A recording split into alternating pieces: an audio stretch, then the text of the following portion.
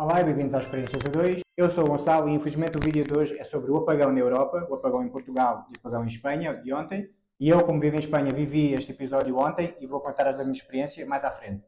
Primeiro, vou só dar-vos um resumo. Este foi o apagão mais grave de sempre em Espanha. Eles têm um sistema de nível 1 a nível 3 e este foi nível 3. O último apagão tinha durado 45 minutos, este aqui foi bem mais grave.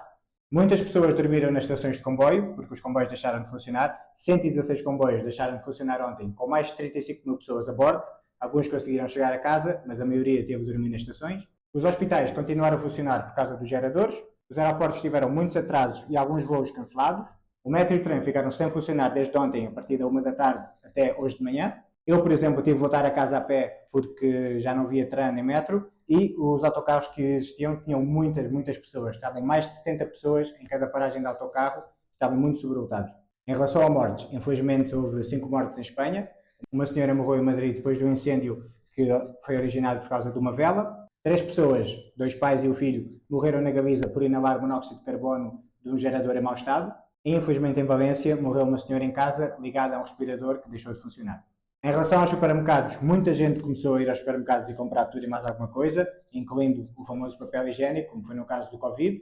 Hoje eu fui ao supermercado, ao Lidl, e de facto eu vi que muitas prateleiras estavam vazias. As arcas frigoríficas e os frigoríficos deixaram de funcionar, então muitas coisas de ontem estragaram e hoje já não puderam ser repostas. Para a secção do Lidl, onde eu fui hoje, a secção de congelados estava proibida a passagem, tinham lá um monte de caixas para as pessoas não passarem e não poderem comprar nada. Eu fiquei a pensar que era só o gelado ou coisas congeladas que estragaram, mas esqueci-me, claro, o pão. O pão, por exemplo, não havia hoje, porque não puderam congelar o pão. Então hoje, quando fui procurar pão nos cafés e nos supermercados, não havia muitos lugares por causa disto. E até ao momento, são 8 da noite em Espanha e 7 em Portugal, ainda há zonas em Espanha que não têm nem internet nem rede. E agora a minha experiência. Ontem eu estava no escritório, eram 12h30, 11h30 em Portugal, de repente faltou a luz.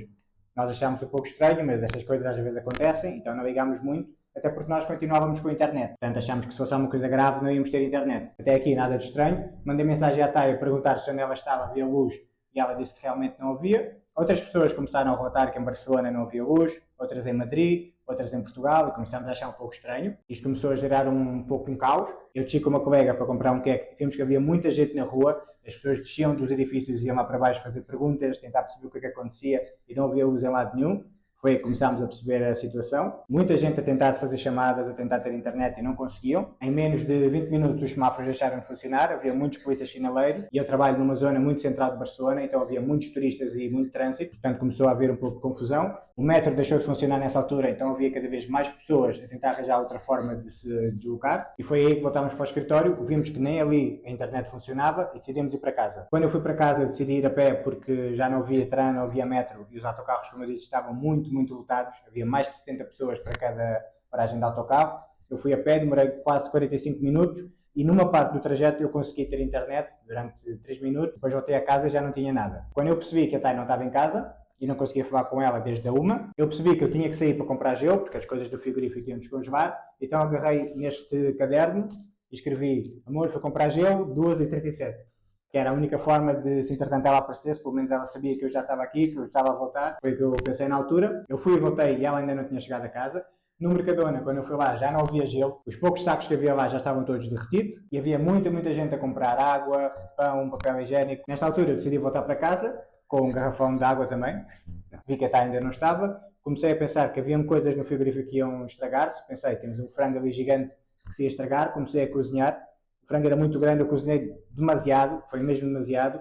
Comecei a tentar comer, a pensar, estou a ajudar. Resultado, fiquei com uma dor de barriga, não devia ter cozinhado tanto e à pressa. Não correu bem essa tentativa. Depois eu lembrei-me que no parque onde eu estava antes havia internet.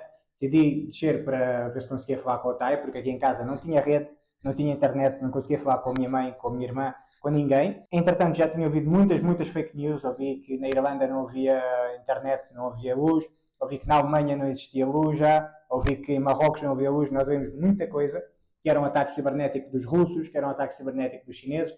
Houve tanta fake news ao mesmo tempo que o que eu decidi foi não acreditar em nenhuma. Acreditava talvez na de Portugal porque por proximidade era que fazia mais sentido, mas decidi não começar com paranoias nem com teorias da conspiração. Então, assim que eu escrevi a minha mensagem, dizer fui procurar internet, basicamente, quando eu estava a descer, ela estava a subir com uma amiga, que ela veio do escritório para aqui com a amiga, então menos mal, conseguimos cruzar-nos, foi quase uma coisa de filme, nessa altura. Depois decidimos acompanhar a amiga dela tem um telemóvel italiano e a família italiana conseguia comunicar com ela às vezes, então conseguiram explicar-nos que dali a 8 horas, eram umas 5 da tarde, a luz ia voltar, conseguimos ter algumas certezas e algumas fake news, de novo com o ataque dos russos, por exemplo. Acho que ficou um pouco instalada a confusão, ficou muito instalada, sem dúvida, a incerteza, a desconfiança. Muita gente nas ruas viam-se, pensava que iam começar a haver pilhagens, iam começar a destruir lojas durante a noite se não houvesse alarmes. Começámos a fazer uns filmes de é assim que os filmes de terror começam, é assim que o filme da purga começa, muitas coisas ao mesmo tempo. Ficámos um pouco em casa, depois decidimos ajudar a levar a amiga da Thay até casa, isto era por volta das 5 horas. Passámos naquele lugar onde eu tinha internet e a amiga dela tinha internet, então consegui mandar mensagem à minha mãe e à minha irmã dizer que estava tudo bem. A Thay também avisou a família dela. Depois, quando chegámos à casa dela, as amigas disseram que lá havia luz porque elas tinham algum gerador.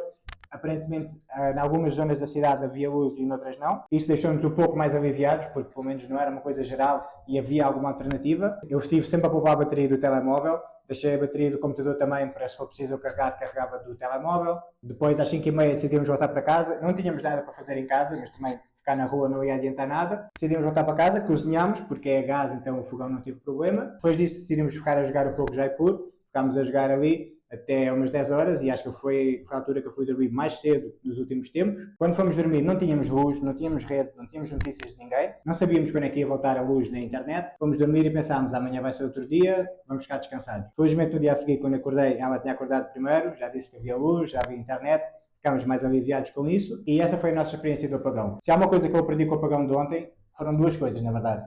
Primeiro, devemos ter sempre um rádio, acho que é muito importante conseguir ter notícias para pelo menos desvendar algumas fake news, que é muito fácil dizer que alguém ouviu e a pessoa começa a acreditar em tudo. Segundo, um daqueles carregadores a sol ou daqueles carregadores que manivela, qualquer coisa, para a pessoa não ficar a pensar que assim que o telemóvel ficar sem bateria não dá para ligar mais. E terceiro, não devemos acreditar em tudo o que ouvimos, porque foi muito, muito fácil. Eu já ouvi histórias que em Madrid estavam a sobrevoar uns caças, por isso há uma coisa de atentados, que os russos estavam por trás disso, que os chineses estavam por trás disso. Havia muita teoria, havia muita coisa diferente, havia muitas teorias, havia muito racismo, muita discriminação e muitas fake news, que são muito fáceis de criar hoje em dia. Então, se acontecer alguma coisa no futuro, esperemos que não aconteça, mas se acontecer, vamos sempre tentar pensar no melhor, vamos ficar controlados e pelo menos atentos até aos próximos desenvolvimentos e não vamos deixar nada de fake news, de coisas, de teorias da conspiração entrar na cabeça, porque faz muito mal. E eu próprio estava quase a começar a pensar estas coisas, que eu já estava com raiva deste país ou daquela civilização, sem razão nenhuma, porque não havia provas nenhumas. Eu só pensei, se amanhã eu acordar e perceberem que não foi isso, que foi um erro humano, que foi um problema climático, se qualquer destas situações, eu vou acordar e sentir muito parvo. Então foi isso que aconteceu. Felizmente não cheguei a odiar ninguém, não cheguei a acreditar em nada. E essa foi a nossa experiência do apagão.